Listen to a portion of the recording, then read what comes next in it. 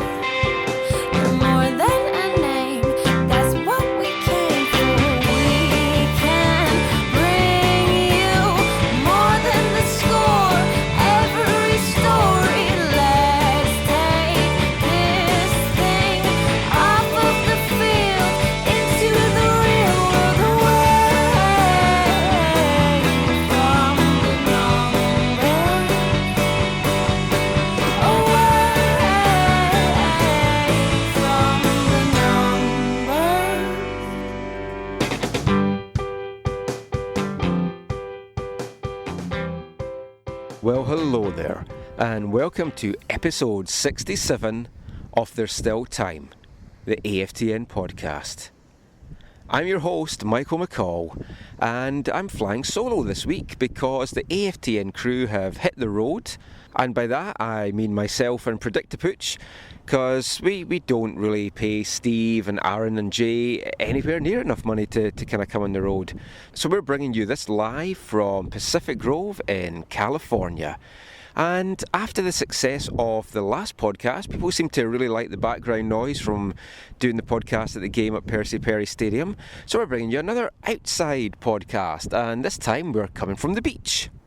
So why are we bringing you this one from the beach? Well, if you're a Whitecaps fan just now, life is a beach. It's like they're just doing so well, unbeaten in 6 and just on a roll, fantastic entertaining to watch. Life is peachy, life is beachy. So enjoy the waves hitting the rocks in the background, and it's a beautiful sunny day here in California. We're going to make this a little bit of a short podcast, just a little bit of chat and a little bit of audio from after the game on Sunday and some sound bites from training this week as well.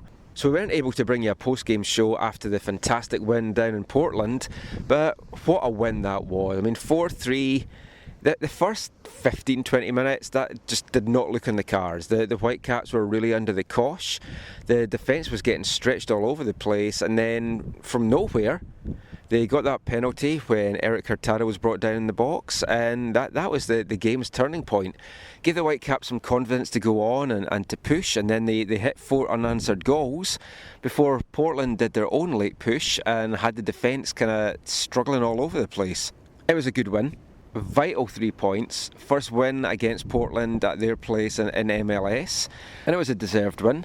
Now obviously a lot of the talking points after the game came around the penalties and also the little stramash after the game between Caleb Porter and Carl Robinson.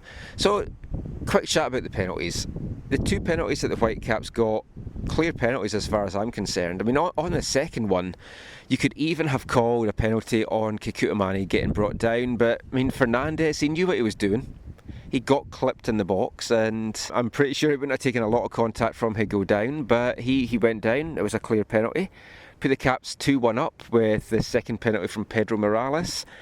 Portland's penalties, now obviously a lot of the Timbers fans are claiming that the referee wasn't fair, but when you look at them again, he was spot on. It's like, at the time I was saying up in the press box, when we watched the replays, there was no way that the tackle that Laba did in Valeri was a penalty. Valeri was looking for it. You can kind of see him kicking the turf as he knows that Laba's coming in, just to kind of make it look a little bit more dramatic. And fair play to referee Kevin Stott. He just didn't buy that at all, and that was some balls from the referee, because to give 2 penalties at the Timbers Army end of the ground at Portland was like brave. Then with the crowd baying for his blood as it was, to then not give the Timbers any penalty, brave decision. My candidate for referee of the year, but obviously I'm a little bit biased with that. Then of course after the game there was the little coming together between the Portland players, the Whitecaps players and both coaches.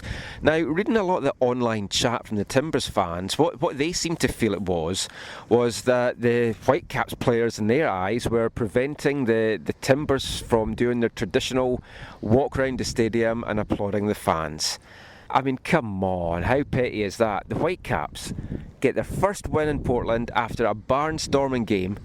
There's, 800, 1,000 Whitecaps fans had made the trip down. They're singing, they're celebrating. Of course the Whitecaps players want to celebrate with their fans. There was nothing to stop the Timbers players kind of going on and applauding their fans just a little bit behind the Whitecaps players doing their celebrations. Just very petty. And like what happened in the week before with Seattle, which we talked about how that rivalry between Vancouver and Seattle is really, really brewing. I think this game as well is going to make the next two games between the Timbers and the Whitecaps really, really tasty. There's no love lost between the players, and it's like Will Johnson as well, just so annoying. And Pa Moduka, I mean, that guy is just a walking caution. When he picked the yellow card up with the incident with Fernandez, I'm amazed he actually stayed on the pitch. He's such an undisciplined player and he just loses the head so easily. And if I had been a Whitecaps player on that pitch, I would really have tried to wind him up in that second half to try and get him a second yellow. Now, of course, we also have to talk about that Fernandez incident. Very unsavoury, as I wrote on MLS Soccer on Thursday. Had some good stuff from Carl Robinson on it, where he basically says that the Whitecaps and him did not condone that. It's not what the club's about. And it was just a horrible incident. I mean, Fernandez clearly trying to get Cass sent off. I don't mind players trying to get another player sent off by giving little digs and trying to get a reaction out of him, but not when you smack yourself in the face. Horrible thing to see. All this play acting that's in the modern game. Simulation, all the dives and people going down pretending they've been hit. It's just horrible to see. It's good that MLS have taken a stance. I would actually have liked to see maybe a one-game suspension for Fernandez. I know that would hit the Whitecaps hard, but I think this sends a really good message out to all the players as to what the punishment would be. I mean, people say, how are you going to get this simulation out of the game? For me, fines just don't do it, especially in the big leagues. You see it in the Premiership and other big leagues across the world. Players are diving, they get fined. These players are earning so much money. Obviously not the case in MLS where the salaries are not so high, but these guys are earning so much money, and any fine is just like a small drop in the ocean to them. What needs to happen is that the clubs need to get penalised by getting points deducted. So if a player like, say, Suarez for Liverpool, or David Ferreira when he was with Dallas, any of these guys that have a reputation for diving, if after the event it is shown that the player has simulated a dive, maybe won a penalty, maybe got a guy sent off, or even if during the game that the referee is very confident that it's a simulation and has booked a guy, and if the independent review panel do review that and feel that the player has cheated, the only thing that is going to try and stamp this out of the game is points deduction off the clubs. And I know it's drastic, but you can be certain. I mean, for all that someone like Carl Robinson can say, we spoke to the player, it's not going to happen again, we've made him know that that's not what this club's about. I mean, that's great. You hit a club, whether it's the Whitecaps, hopefully not, but any other club, in the worst way possible by taking points off them, you'll soon see this stamped out of the game. So let's hear a little bit of what Carl Robinson had to say about that incident when he spoke to media at training on Wednesday. Yep, I spoke to him at length as a group. I told him it's not acceptable, we don't accept that. I don't condone that, the club won't condone that, and it was dealt with internally, so it won't be happening again. It's not what I'm about as a head coach, and it's not what the club is about. It's important they know that. It does happen, but it's not going to happen with our club. And I've made my feelings known, we've dealt with it, and we move on. But like I said, it's important that I make him aware that it's not acceptable, and he won't be doing it again. Now, the last thing I want to mention about the Portland game is Pedro Morales. He was outstanding on Sunday. Difference maker is how Carl Robinson described him, and he certainly is. When he is on his game, he is just absolutely magnificent. Sprays balls around, just so dangerous, and just it needs two players basically to try and mark him out of the game, and even that doesn't work. Now, he did a lot of great stuff in the game on Sunday against Portland, but for me, that pass that he gave to Harvey for what turned out to be the match-winning goal, that was just sublime. That was one of the best passes you're going to see in MLS soccer this year. The fact that in a big derby atmosphere, with the crowds loud, there's a lot going on, to actually take time to stop and look up and find Harvey at the back of the box and wait for him to come in, that just shows what a cool character Morales is. I mean, it's just fantastic. And here's what Carl Robinson had to say about Pedro after the game. 2 goals, 2 assists. I said I brought him here to be a difference maker, and he certainly is a difference maker. Prior to tonight's match, and certainly tonight, I think he enjoyed the occasion. He slowed it down when we needed to, a bit like Diego Valeri, who runs the show for them. So, it's great to watch. As a young coach who wants to learn and wants to watch exciting players, and today, obviously, there's a few exciting players on the pitch. Now, before we leave the Portland game once and for all, I just have to play you my favourite quote from the weekend when we were chatting to the players and management after the game. Gary Kingston from the Vancouver Sun asked what is probably going to be my question of the year, my quote of the year, in the end-of-year AFTN season roundup. This doesn't even need any explanation. Let's just play the clip. How nerve-wracking was it at the end, the last 15 minutes, when they were putting so much pressure on you? They get a couple. How tight does the sphincter become? How tight? All right, that's the first time I've ever been asked about my sphincter. This might not make the video. Yeah. No, it's obviously when they score that first one, or the second one, I guess, in that second half, they're coming. And if you've seen them play, I feel like they turn on in the 75th minute on. They really start pushing forward. And I think that Addy made a big difference, lumping it in. We need to handle that a little bit better. So we'll have to look back and, they were just lumping balls in the box, and we need to do better with that. Fantastic question there, and a great reply from Jordan Harvey. I'm pretty sure that nobody else has asked him about his sphincter before, and I don't know. Jordan Harvey goal machine has caught on. Maybe we can get lots of questions about sphincters catching on as well. We'll kind of see. So that's all about the Portland game.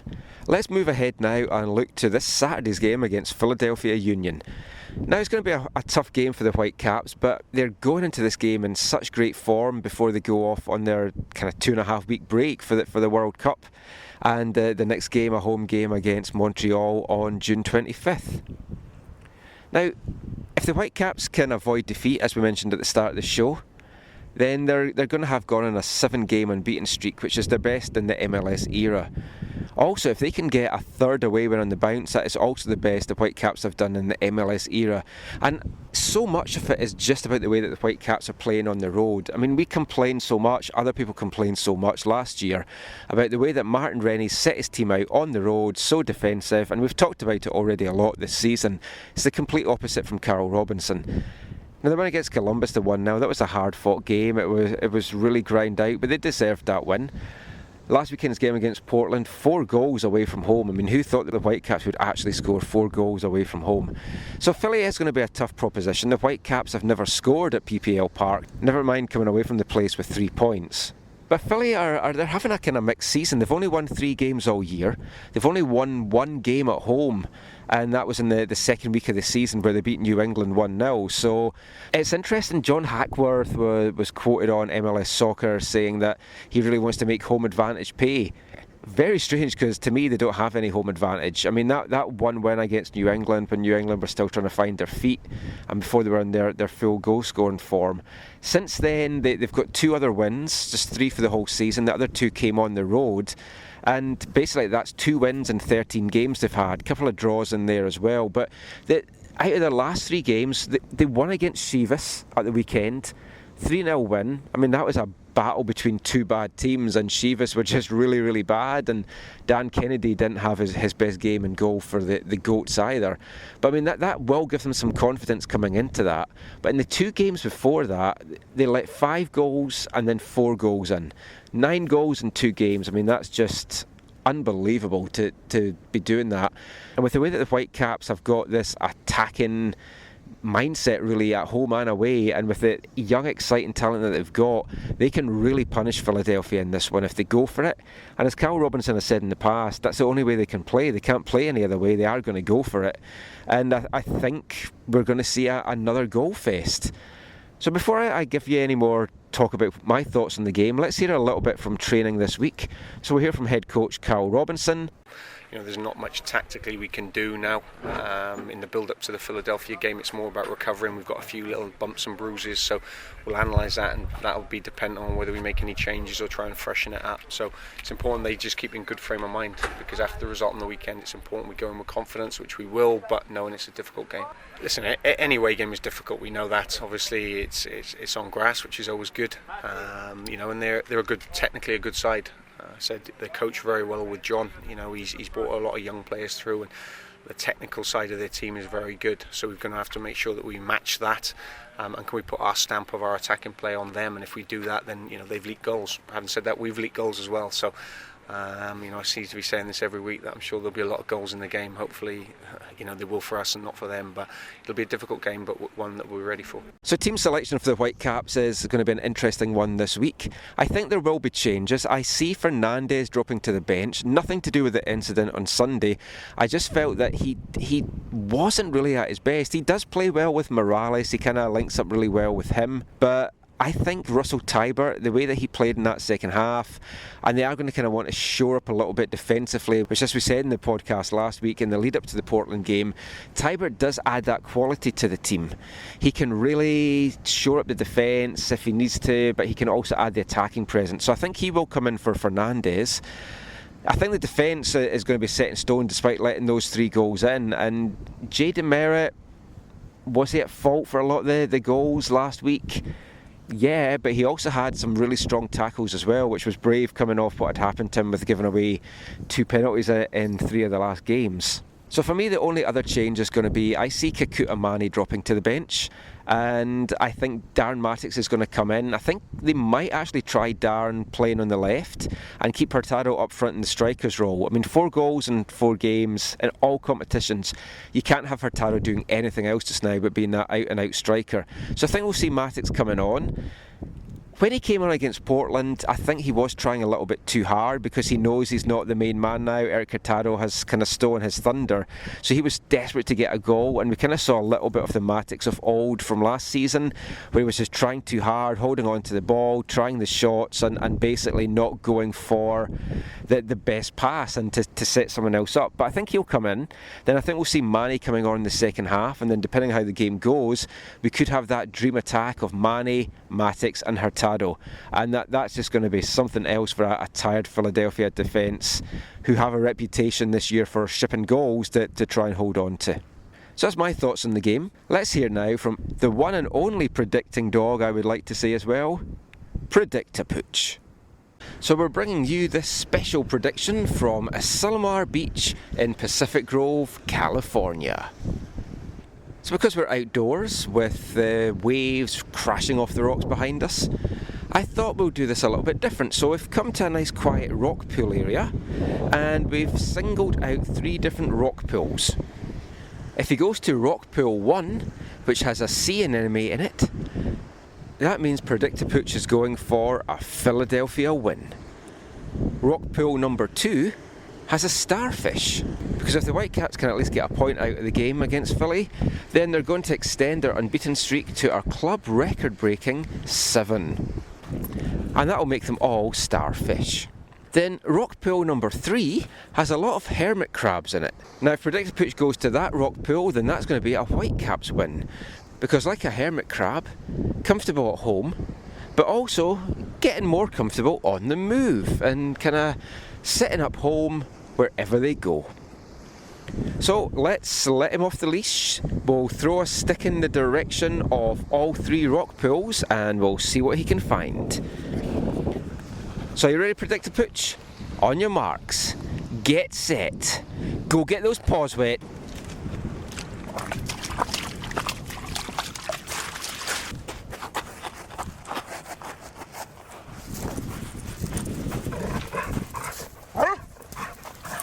Oh, he's on the road. He's gone for rock pool 3. He's gone for rock pool 3. It's official. Predictapooch has crabs, which probably comes from hanging around that little Mexican chihuahua that we were talking about. You know what those Latinas are like. So there we have it. Predictapooch going for rock pool 3, going for the hermit crabs, going for a Whitecaps win. Let's hope he's right. I'm also going for that this week as well. I think the Whitecaps are going to get a 3-1 victory. I think they're going to struggle to keep a clean sheet again, and I expect Philly to try and exploit the left side of the park and basically the right side of the Whitecaps' defence. It's definitely the weakest, with Rio Coker and Demerit being really at that side. So I think they're going to get something from this game. Whitecaps, I can see going 2-3 goals up before Philadelphia actually get on the score sheet. But I'm going for the Whitecaps win. A nice 3 points in the build-up to this nice break that they're going to have. How the Whitecaps come back after this break is also going to be the key, because we've seen 2 summer collapses now. I don't think we're going to see this again under Carl Robinson, but who knows. So that's all for this episode of There's Still Time. We won't be bringing you anything after the Philadelphia game just because we're on the road, not going to get a chance to get any audio, and also the Whitecaps are going to be on a break for a while, so we might try and get a round table set up during that period before the next match, so stay tuned for that. Also, watch out on AFTN for our residency week, our 3rd annual residency week. It's not coming up next week, but the week after that, when the under-18s and the under-16s will both be heading to USSDA playoff action. And that's going to be an exciting time, so we'll do a lot on the site and on the podcast in the build-up to that. So remember, you can find us on Twitter at AFTN Canada. You can read all my stuff online, AFTN on Canadian Soccer News, aftn.ca, canadiansoccernews.com. Also watch my stuff on mlssoccer.com and soccerly.com, where I'll be bringing you all the latest Whitecaps news. So until next time, thanks for listening, take care, and mon the Caps.